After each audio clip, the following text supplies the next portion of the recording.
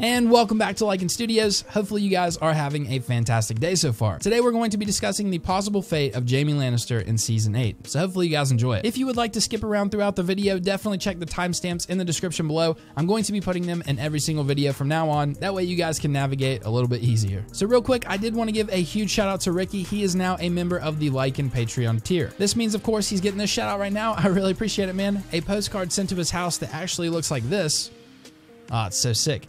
And his input added at the end of each video. So yeah, man, definitely hit me up on Patreon and let me know if your YouTube channel name is different. That way I can make sure to include you in the input. We also have today's shout out winner, Travis Rebert. He was the first one to guess that it was Sweet Child of Mine by Guns N' Roses. Hopefully you guys enjoyed that. I also wanted to know if you guys would want me to make a Snapchat. I think it might be an interesting idea. I could definitely talk to you guys kind of like one-on-one, and I think it would be really cool. I may even be able to feature you guys in some of the upcoming videos, so definitely let me know what you think. But anyways, let's talk about Jaime Lannister. So like all of these videos, we definitely are going to just do a brief history on Jaime Lannister. So if you guys do want to skip it and just get to the predictions, definitely check out the description below and click on the timestamp. Alright, so I'm sure most of you guys know this, but we do just cover it in every single video. Sir Jaime Lannister is the eldest son of Tywin, the younger twin brother and lover of Cersei, and the older brother of the imp Tyrion Lannister. He is the biological father of Cersei's children, Joffrey, Myrcella, and Tommen, and also the father of the unborn baby. Pretty much right off the bat, we learn that Jaime Lannister played a huge role in the events that took place before Game of Thrones. We actually learned that during Robert's Rebellion and the sack of King's Landing, Jaime, serving in the King's Guard of Arya Targaryen, actually stabs him in the back and earns the nickname of the Kingslayer.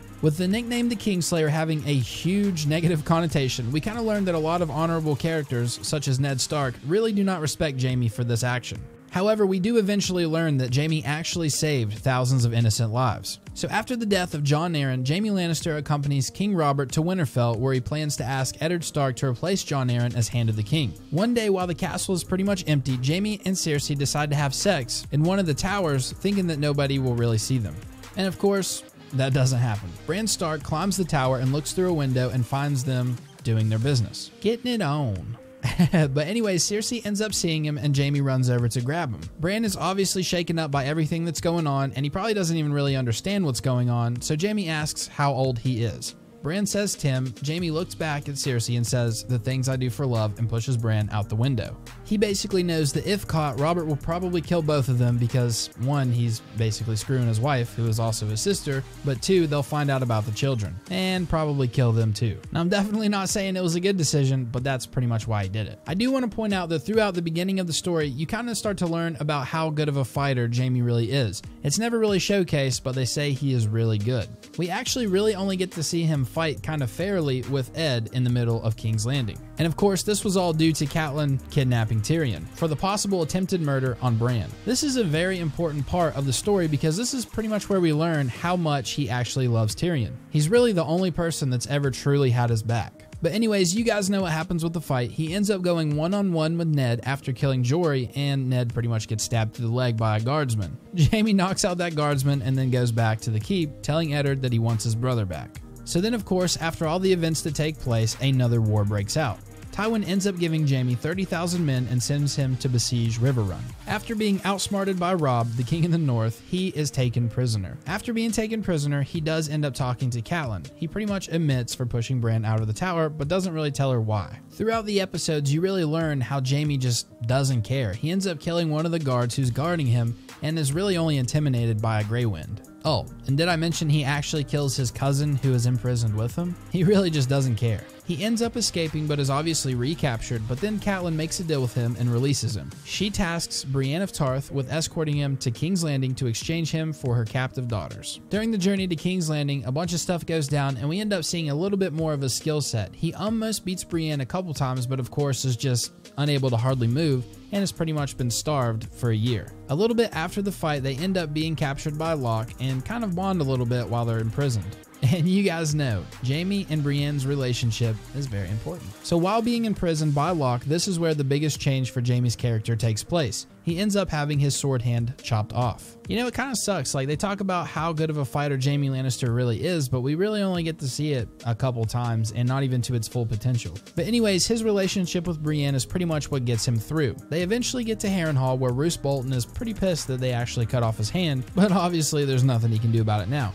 This is where Qyburn is introduced and starts to clean the stump. A little bit later, Jaime finds himself bathing with Brienne. It's a very important scene for the development of their relationship, and we also learn that he in fact saved thousands of lives by stabbing the Mad King in the back, and doesn't really care what anybody else thinks about it. Jaime eventually makes it back to King's Landing after saving Brienne from a bear, and ends up with a golden hand. While sharing a drink with Tyrion, he's talking about how he's pretty much useless without his hand. Tyrion says he knows just the man to train him, Sir Bronn. Skipping ahead a little bit, we have the death of Joffrey. Tyrion ends up getting blamed, and this is kind of where Jaime and Cersei start to divide a little bit. He ends up making a deal with his father to save Tyrion's life. He says that he will leave the Kingsguard and take his place as the rightful heir. With that being the plan all along, Tywin of course agrees, but Tyrion ends up wanting a trial by combat.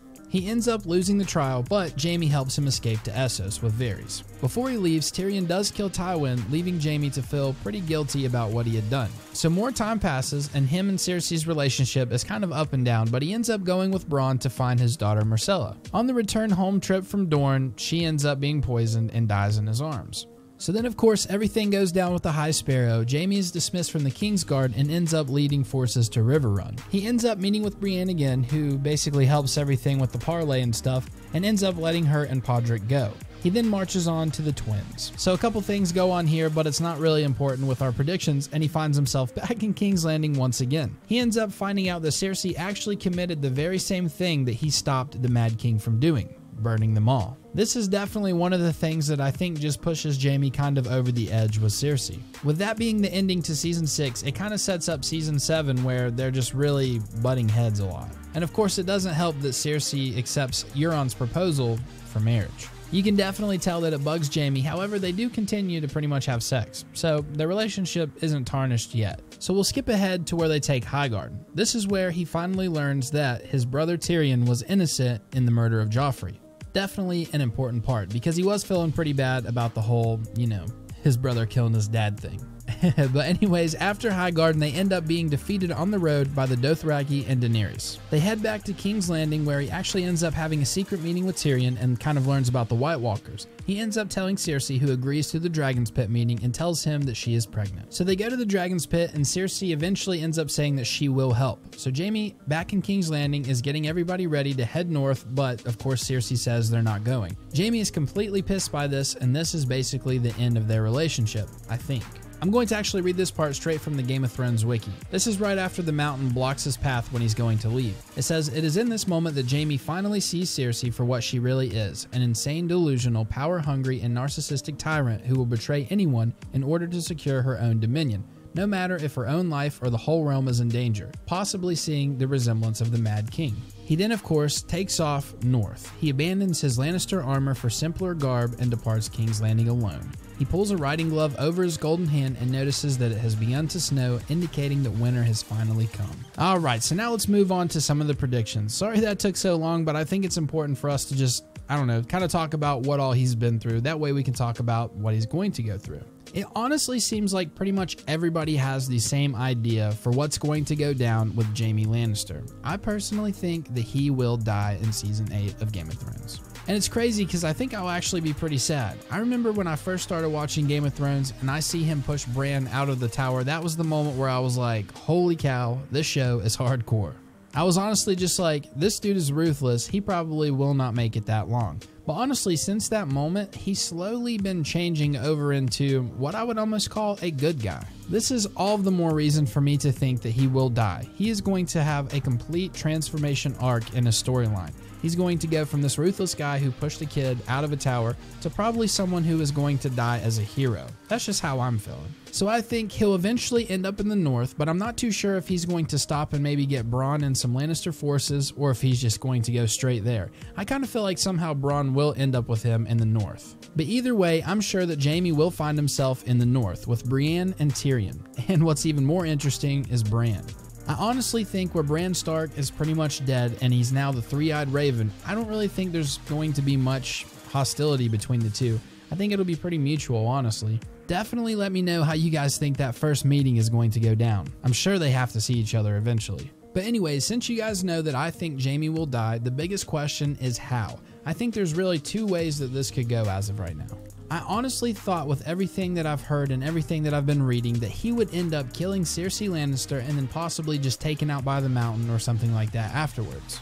I even kind of thought that maybe he would kill Cersei and then still end up dying heroically somehow facing the Night King. Honestly, but what I'm leaning towards now is the fact that he is going to make it north and be fighting alongside all of the Starks, Brienne, and the rest of the guys, and he will end up saving one of them, probably a Stark. If he actually ended up saving Bran, that would be crazy. But he'll end up saving someone and then he'll die in Brienne's arms. With all the information that we've been learning recently, I just really feel it's a pretty legitimate thing that could happen. I honestly just don't see any other way that Jaime could fully redeem himself as a character. Like, to complete his arc, I feel like he's just gotta die as a hero.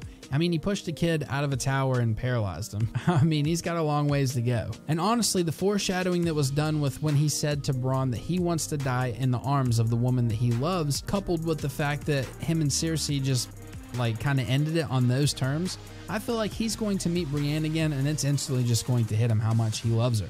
He's honestly such a complex character, but the way they make it seem like is that he is just so calm and collected with everything. I mean, he had a good reason to kill the Mad King, but he never really came out and said it because he doesn't care what people think, but he's still at the same time dealing with an internal struggle of being in love with his twin sister. And then of course you add the fact that they cut off his hand, which was basically his dignity. He was known for being a fighter, and they took it away from him. It's kind of crazy to think that his character really took off at the same time Bran's did, because obviously he pushed him out of the tower. Bran ended up becoming this person who I don't feel like a lot of people really like and who is rude and stuff, and Jaime ended up becoming this person who a lot of people love. It's kind of like they just both did a complete 180, because now we have a character who we liked and don't really care for as much anymore, and we have a character on the other side who we didn't really care for and now we like. At least that's how I feel about it, and that's how a lot of people that I talk to feel about it, because Jaime is really a loved character. But anyways, I know it was kind of a short prediction and a simple prediction, but I honestly feel like he is going to have a very simple role in this season. Now, even though it's going to be simple, I think it'll be very powerful. Just imagine his character turning into a hero and dying in Brienne's arms. That would be absolutely insane, especially when Cersei hears about it. But yeah, that's what I think is going to happen with Jaime. Definitely let me know in the comments what you think is going to happen, and I may feature it in the next video. We will be featuring some Patreon comments, so hopefully you guys can't wait to hear from them as well. But anyways, guys, this has been Lycan Studios. Make sure to smash that thumbs up button if you did enjoy the video. We're going to try to hit 200 likes, so we'll see how it goes. But anyways, we'll see you in that next one. Peace.